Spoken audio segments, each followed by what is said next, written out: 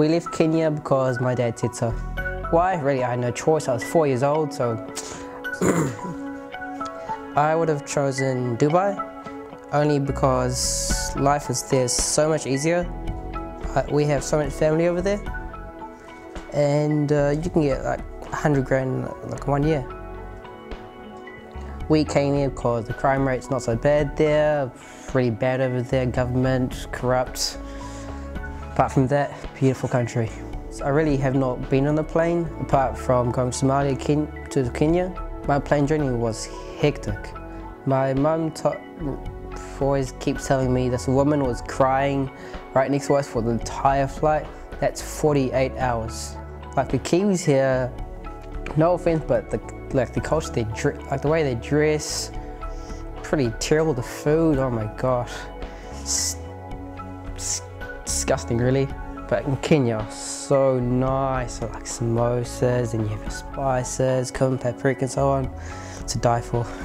Worst memory coming here and really windy. Even after 12 years of living here, I just cannot get used to it. My favourite person in my family will be my nieces.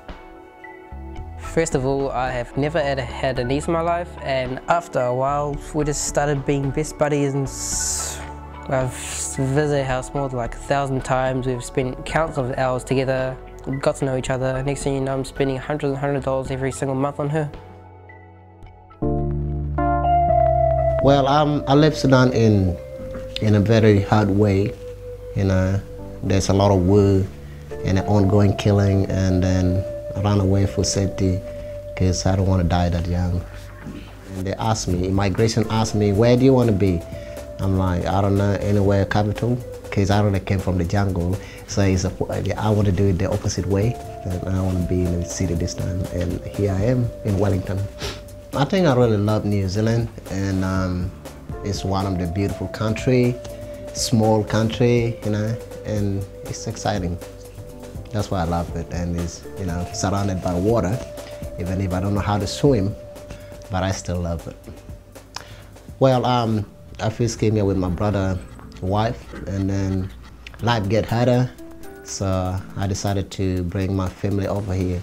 So I got my mom and my brothers and my cousins. Yeah. I came to New Zealand in 2003, August, and it was really cold. Tell you, can't sleep. Heater was my best friend. Well, I miss a lot about Sudan. I think it's very obvious that that there's no place like home. My best memories, I can't tell. I had one shocking one. I tried to be in New Zealand Idol in 2005.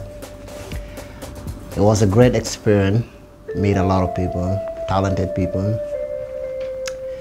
But then I realized that if you really want to be in a competition, you gotta go prepared.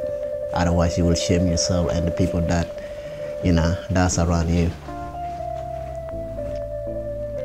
Well, the hard part of it is like leaving your friends behind and family.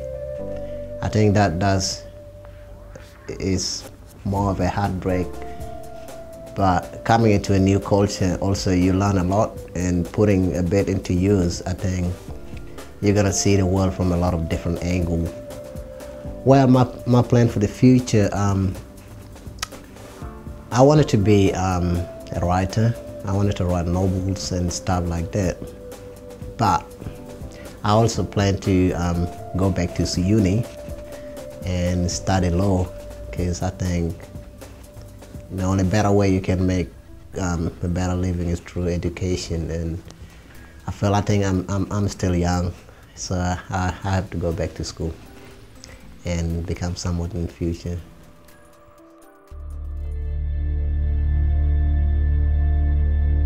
Burmese people they are, if we look at our government, it's very bad government. They didn't look after our future life, and they used to criticize the people who are poor, and also they criticize people, especially for the women. made me feel upset, yes, and made me feel terrible, yes. Well, 1988, there are people protest the democracy. At that time, the Burmese government didn't give the democracy, kill the people and punish them. I came to New Zealand 2006. I never been travel aeroplane before. The aeroplane grounded, landed, and I saw the beach and the sea. I think maybe the aeroplane going to land in the beach. All of the weather is my favorite is winter. That's why I like winter.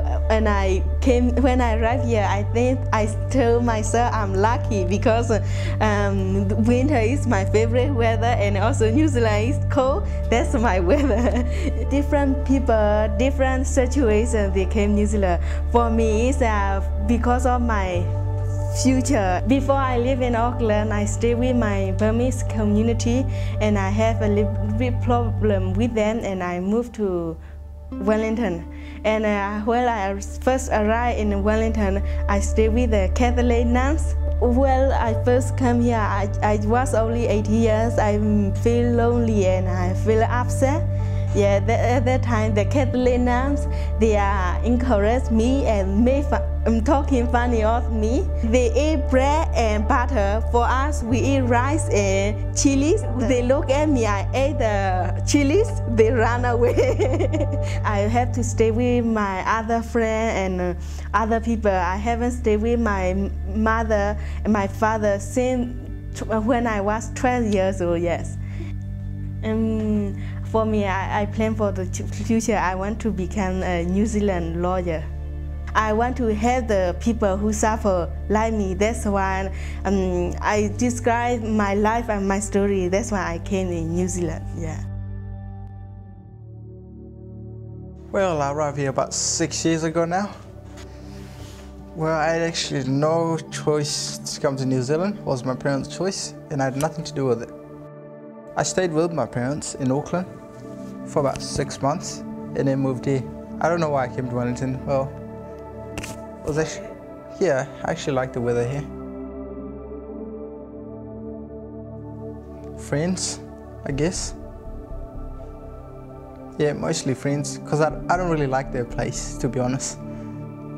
I don't live in Kenya because of all the stuff that's actually happening right now. Actually, unsafe. I guess, unsafe, yeah. I left Kenya because of education, so I can get better education.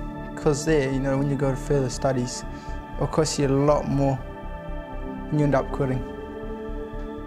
The weather was awesome when I arrived. It was quite warm, it was like back home. And then in a few months' time, it changes, which was a big disappointment. In 10 years, I'll probably see myself as an engineer in 10 years' time.